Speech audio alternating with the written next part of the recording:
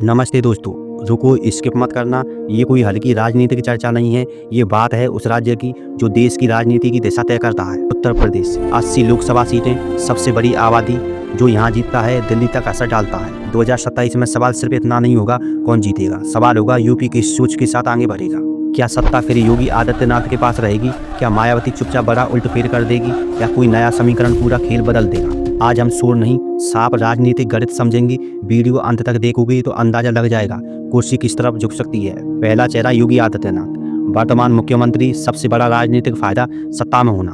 उनके पास क्या है? बीजेपी का विशाल संगठन, बूथ स्तर तक कार्यकर्ता, केंद्र सरकार का साथ, मजबूत हिंदू वोट बैंक, सख्त प्रशासन की छवि, कानून व्यवस्था सुधरी और वाला नैरेटिव। उनकी राजनीति पहचान आधारित है और उनका समर्थक वर्ग बहुत स्पष्ट है। लेकिन कहानी का दूसरा हिस्सा भी है। बेरोजगारी बड़ा मुद्दा, युवा नौकरी चाहते हैं, महंगाई हर घर को छूती है, किसान वर्ग हर चुनाव में निर्णायक होता है। लंबे समय से एक ही सरकार होने पर बदलाव की भावना भी पैदा होती है। अगर जनता सोचती है स्थिरता ठीक है फिर मौका दें तो फायदा योगी को। अगर जनता सोचती है अब नया चेहरा या नई दिशा चाहिए तो यही फैक्टर नुकसान भी कर सकता है। दूसरा चेहरा मायावती, राजनीति में शांत लेकिन जमीन पर असर रखने वाला ना। उनकी ताकत दिखती कम है लेकिन होती गहरी है। बड़ा दलित वोट आधार, मजबूत कोर समर्थक, प्रशासनिक अनुभव, सख्त नेता की छवि। उनकी राजनीति सुर वाली नहीं समीकरण वाली है।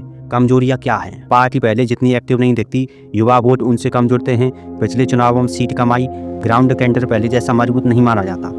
लेकिन याद रखिए यूपी में 10 से 12% वोट का शिफ्ट पूरी सरकार बदल देता है। अगर दलित वोट एकजुट हुआ और कुछ अन्य वर्ग जुड़े तो मायावती चुपचाप बड़ा खेल कर सकती है। तीसरा फैक्टर चंद्रशेखर आजाद, सीधे सीएम चेहरा नहीं लेकिन चुनाव में असर डालने वाला नाम। युवा पहचान, जमीन पर आंदोलनकारी छवि, सोशल मीडिया प्रभाव, दलित युवाओं में पकड़। लेकिन कमजोरी, संगठन सीमित, राज्य भर में नेटवर्क नहीं।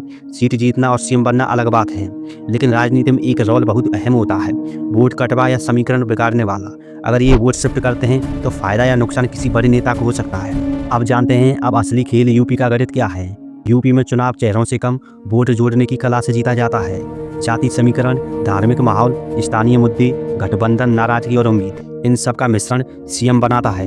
एक गठबंधन बना, एक वोट शिफ्ट हुआ, एक वर्ग नाराज हुआ और पूरी कुर्सी बदल जाती है। लेकिन संभावित स्थितियां क्या कहती हैं? विपक्ष बटा रहा तो फायदा योगी को, दलित, मुस्लिम और ओबीसी एकजुट हुए मायावती का गठबंधन मजबूत होगा। दलित वोट बटा तो बीएसपी कमजोर, बीजेपी को लाभ होगा। युवा गुस्सा बड़ा मुद्दा बना तो चुनाव की दिशा बदल सकती है। बड़ा गठबंधन बन गया, पूरा समीकरण उल्टा हो जाएगा। लेकिन अभी की स्थिति क्या कहती है? मौजूदा हालात में संगठन और सत्ता की ताकत के कारण योगी आदित्यनाथ की स्थिति मजबूत मानी जाती है। लेकिन यूपी की राजनीति की खासियत है हवा आखिरी समय में बदलती है। यहाँ आखिरी 3 महीने 5 साल की राजनीति बदल देते हैं। सबसे बड़ा सच है यहाँ नेता नहीं जीतता, वोटों का गणित जीतता है। जो जोड़ लेगा वही आगे जाएगा, जो बिखरा देगा वो पीछे रह जाएगा। अब सवाल आपसे है 2027 में यूपी का सीएम कौन रहेगा? योगी, मायावती या कोई नया समीकरण? कमेंट में अपनी राय लिखिए। वीडियो पसंद आया हो तो लाइक करें। ऐसी साफ और सीधी राजनीतिक समझ के लिए चैनल को सब्सक्राइब करें और इस वीडियो को शेयर करें, क्योंकि राजनीति सिर्फ नेताओं की नहीं आपके भविष्य की भी होती है। तो दोस्तों हम मिलते हैं अगली वीडियो में। धन्यवाद। आपका दिन शुभ हो।